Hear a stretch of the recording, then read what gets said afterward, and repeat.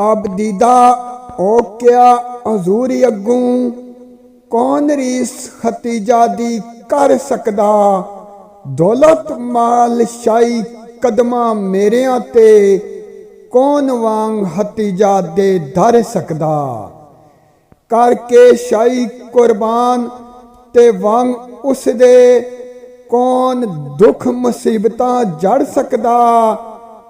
जिसदा जग होवे दुश्मन नाल उस दे दम उल्फत दा कोई भर सकदा।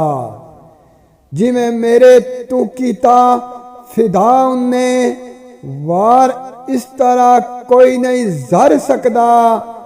गम जिथे खतीजा दारी होए साइम बन किसे दा उथे नहीं घर सकदा।